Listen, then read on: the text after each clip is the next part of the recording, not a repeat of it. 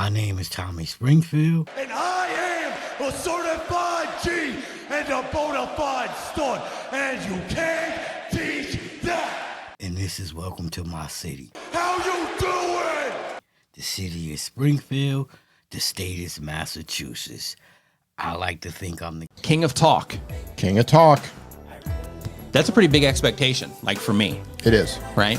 It's like, you're the king of talk? Bless you. It's like, you're the king of talk? You better be a good talker. You better bring it, man. Yeah, bring it. You better bring it. Yeah, move over, Joe Rogan. I also like to think I'm the king of my city and also the king of my state. If you like how I do things here, please hit that like, share, subscribe, hit the bell so you can get notifications every time I drop one of these videos. This show is made to highlight the positives and what's real and expose the fakes and the frauds. We got people in the city that act like they doing their jobs, like our mayor, Dominic Sarno. We got fake state representatives like Adam Gomez. And we also got fake bishops named Howard Swan. They all spend a lot of time on social media. They love inboxing people and talking tough. Today's story is about crime started in Springfield, and these young boys are going up to Vermont selling drugs. They trade in those drugs for the big machine guns that they bring back to our city and that they're shooting the police with. So my question to the mayor, Dominic Sarno, my question to U.S. Senator Adam Gomez, my question is to Bishop Howard Swan, the head of the NAACP. What are y'all doing to stop these crimes? What are y'all doing? This pipeline been going on back when I was a hustler. So what are y'all actually doing besides being on Instagram, tweeting and twitching and doing a whole bunch of other shit? What's the real? What's up with this crime? Anniversary tonight. 1 year ago, a young mom was murdered in St. Johnsbury. Her death, part of a violent trend here.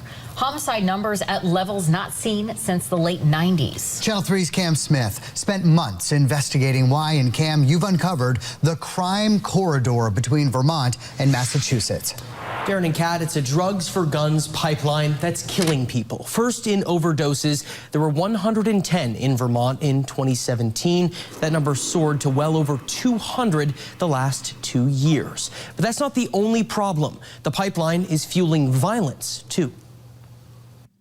You know, she was always my little sister, still is my little sister. Bill Chatlow says at a young age, his sister Christina was quiet and soft-spoken.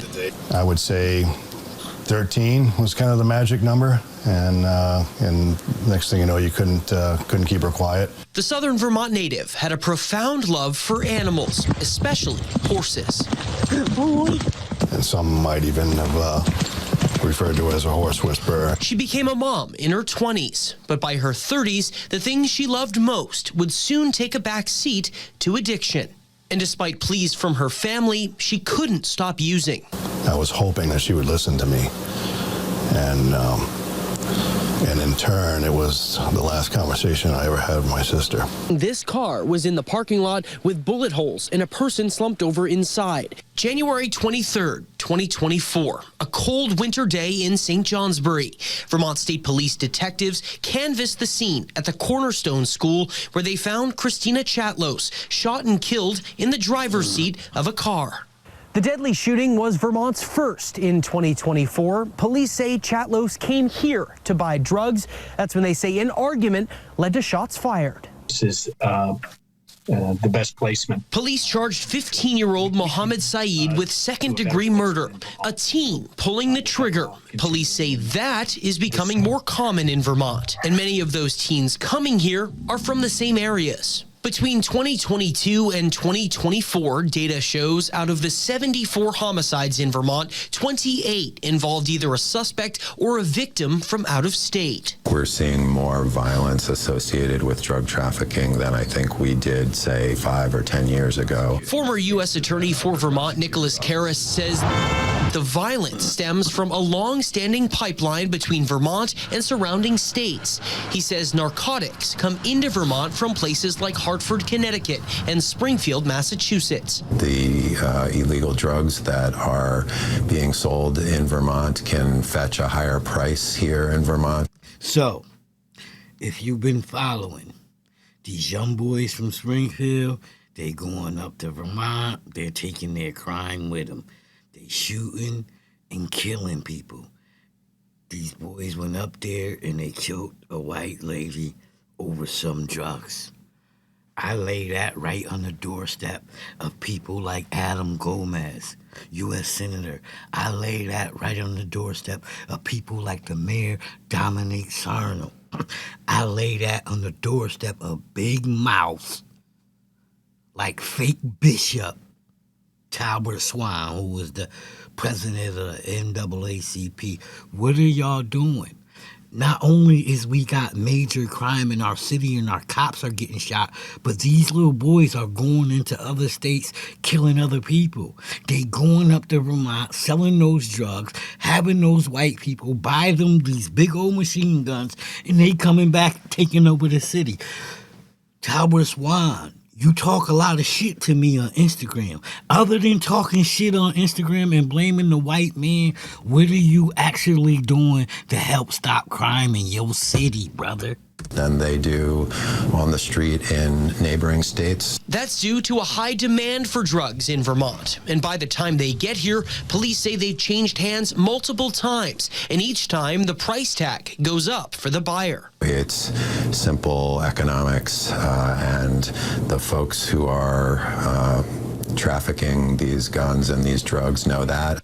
Authorities say if narcotics aren't being bought with cash, they're bought with guns. And those guns make their way south.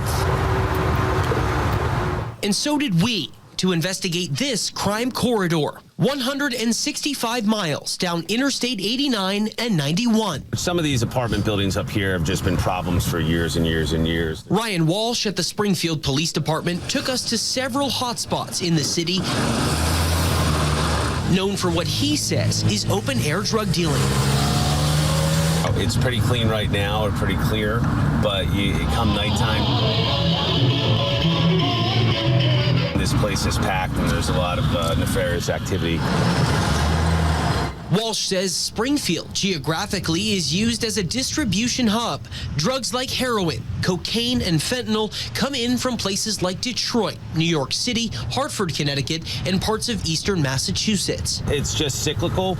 I mean, you guys see it too often. Someone from Springfield, Mass. is up there involved in a homicide or an arrest, and, you know, what's this 17, 18-year-old, 19-year-old kid doing up in Vermont with, you know, they're not there to visit family. They're there for a reason, and that reason.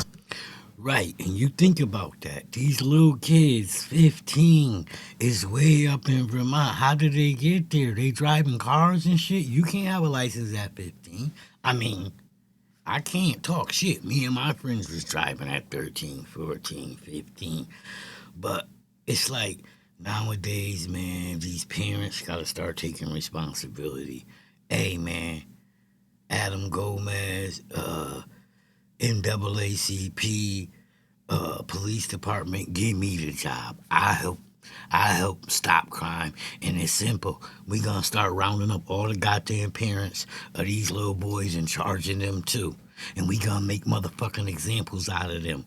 And when they asses start going to prison, all the other parents will get the motherfucking notice. Oh shit, I better make sure my son ain't out here committing crime, cause I'm gonna go to jail too.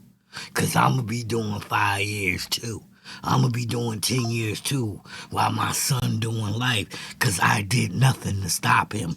I seen him running around the house with his friends with all the guns. I thought it was cute. Shit, I was even sleeping with some of his goddamn friends.